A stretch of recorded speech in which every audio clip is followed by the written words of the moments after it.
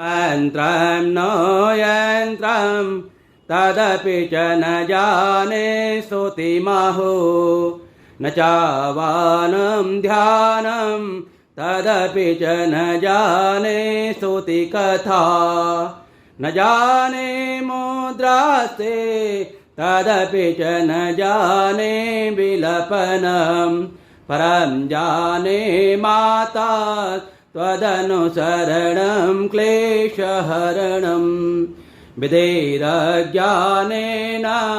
द्रविणविरहेणालसतया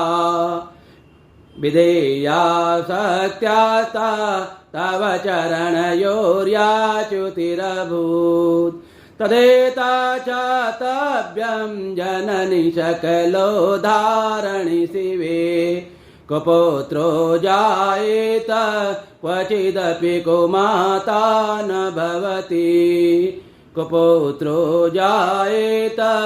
क्वचिदपि कुमाता न भवति।